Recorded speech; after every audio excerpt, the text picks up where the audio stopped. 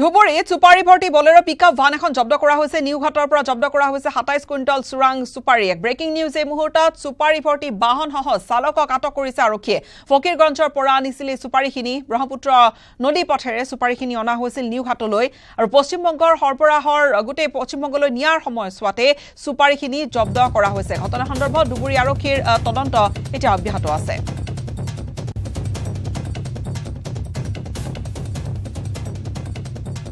ধুবুৰীত চুপাৰী ভৰ্তি বলেৰো পিকআপ ভান এখন জব্দ কৰা হৈছে নিউঘাটৰ পৰা জব্দ কৰা হৈছে 27 কুইণ্টল চুৰাং চুপাৰী আৰু চুপাৰী ভৰ্তি বাহনসহ চালকক আটক কৰিছে আৰক্ষীয়ে গাড়ীত কি আছে চুপাৰী আছে কি চুপাৰী লাল লোকাল লাল ক'ৰ পৰা আহিছে ফকীৰগঞ্জৰ পৰা ক'ত যাব ইয়াতে ক'ত হা আলতাবাইৰ ঘৰত কাৰ মাল এইটো আলতাবাই কয়টা বস্তু 40 টাকা কিমান কুইণ্টেল কুইণ্টেলটো হিচাপ মই কৰা নাই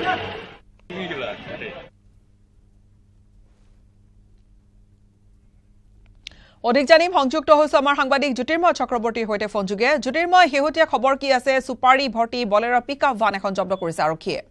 হয় গীতাশ্ৰী চাওক এই মেঘালয়ৰ পৰা নৈ পথেদি ধুবুৰী হৈ পেলাই পশ্চিমবংগলৈ এটা বৃহৎ এটা চিণ্ডিকেট গঢ়ি উঠিছে এক কথাত ক'বলৈ গ'লে এনেকে অবৈধ মেঘালয়ৰ পৰা চুপাৰীখিনি চৰকাৰী যি ৰাজহ আছে যি GST আছে কৰ ইত্যাদি ফাঁকি দি পেলাই এনেকে পশ্চিমবংগলৈ যায় আৰু এই নেক্সাছ বিগত বহুদিনৰ পৰা চলি আছিল আৰক্ষীয়েও এই গোটেই সূত্ৰৰ ওপৰত গোপন সূত্ৰৰ ভিত্তিত তদন্ত চলাই আছিল আজি কিন্তু হাতে হাতে ধৰা পৰে এখন গাড়ী আৰু যি গাড়ীখনত 27 কুইণ্টল চুপাৰী আছিল আৰু বৰ্তমানে গাড়ীখনৰ লগতে চালকজনক আৰক্ষীয়ে আটক কৰিছে আটক কৰি পেলাই গোটেই সমগ্ৰ বস্তুটো তদন্ত চলাই আছে মুঠৰ ওপৰত কথা এটাই মেঘালয় আৰু অসম দুয়োখন ৰাজ্যক কৰ ফাঁকি দি পেলাই পশ্চিমবংগলৈ নৈ পথেৰে এনেকে অবৈধভাৱে চুপাৰীৰ বেহা কিন্তু অব্যাহত আছে নিশ্চিত ৰূপত আৰু যিয়ে এক প্ৰকাৰ সময় আৰক্ষী ধৰিবলৈ সক্ষম হৈছে আজিও সেই একেধৰণে এখন পিকআপ ভান এখন ধৰিছে জ্যোতিৰ্ময় বিদায় লৈছো আপোনাৰ পৰা ধন্যবাদ আমাক এইখিনি কথা জনালে আপুনি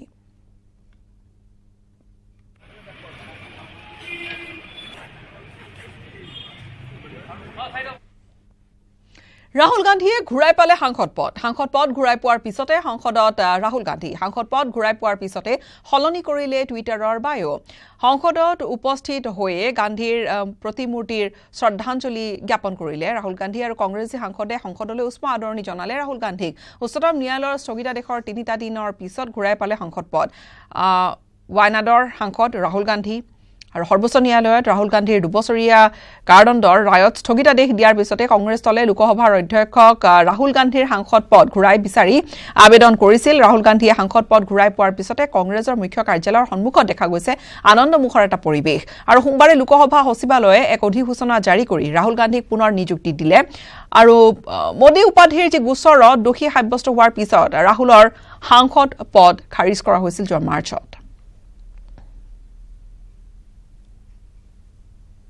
এইটো গণতন্ত্ৰৰ জয় বুলিয়ে কম কাৰণ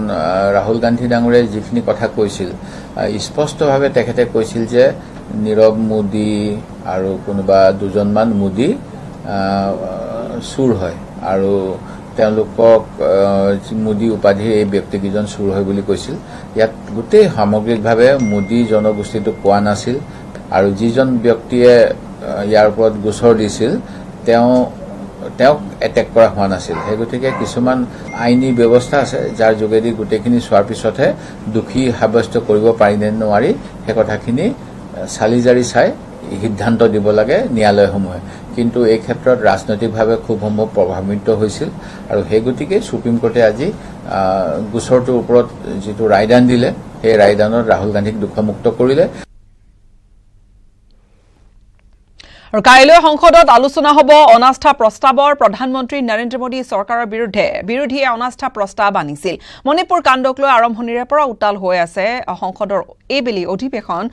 সংসদৰ যি প্ৰধানমন্ত্ৰীৰ উত্তৰৰ দাবীত আকুৰগোজ স্থিতি এটা লৈ আছে বিৰোধী শিবিৰে কাম কাজ বৰ্তমান স্থগিতই হৈ আছে একো ধৰণৰ তাত আচলতে ফলপ্ৰসূ হোৱা নাই গোটেই ক'বলৈ গ'লে গোটেই অধিৱেশন কিন্তু বিৰোধীৰ দাবী মানি লোৱা নাই লোকসভা আৰু ৰাজ্যসভাৰ অধ্যক্ষই সংসদৰ কাম কাজ স্থগিত ৰাখি মণিপুৰ কাণ্ডক লৈ আলোচনা নকৰাৰ বাবে অনাস্থা প্ৰস্তাৱ উত্থাপন কৰিছিল বিৰোধীয়ে অনাস্থা প্ৰস্তাৱ উত্থাপন কৰাৰ ফলত অনাস্থা প্ৰস্তাৱক লৈ আলোচনাৰ অনুমতি দিবলৈ বাধ্য হয় লোকসভাৰ অধ্যক্ষ আৰু 8 পৰা 10 আগষ্টলৈকে লোকসভাত অনাস্থা প্ৰস্তাৱৰ আলোচনা হ'ব আৰু 10 আগষ্টত অনাস্থা প্ৰস্তাৱৰ উত্তৰ দিব প্ৰধানমন্ত্ৰী নৰেন্দ্ৰ মোদীয়ে লক্ষণীয় যে লোকসভাত শাসকীয় বিজেপিৰ সংখ্যাগৰিষ্ঠতা থকা বাবে বিৰোধীৰ অনাস্থা প্ৰস্তাৱ অবধাৰিতভাৱে খাৰিজ হ'ব কিন্তু ইয়াৰ জৰিয়তে মণিপুৰ কাণ্ডক লৈ উত্তৰ দিবলৈ বাধ্য হ'ব প্ৰধানমন্ত্ৰী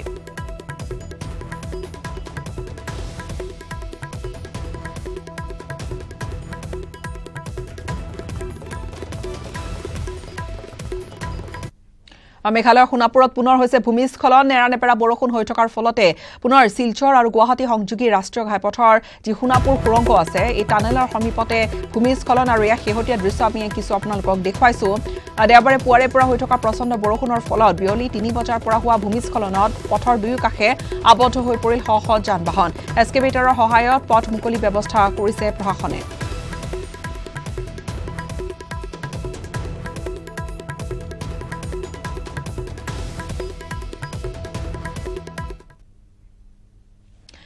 দুটাকৈ চিলনী চোৰক এনকাউণ্টাৰ কৰাৰ পিছতে শান্ত হোৱা নাই চুৰি কাৰ্য পুনৰ চিলনী চোৰে আৰম্ভ কৰিছে নিজৰ গোটেই চুৰি কাৰ্য থপিয়াইছে এইবাৰ মহিলাৰ ডিঙিৰ চেইন ভৰলুমুখ আৰু ৰিহাবাৰীৰ বিল পাৰত চেইন চুৰি কাণ্ড সংঘটিত হৈছে দুঠাইত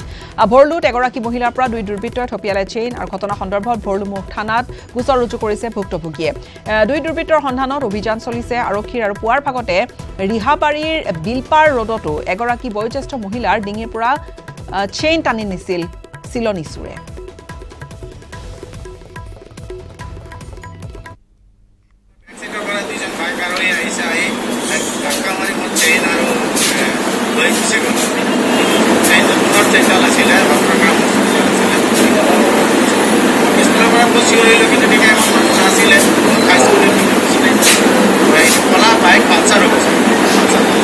পুৰা এটা 15 হৈছিলে কেতিয়া হৈছিল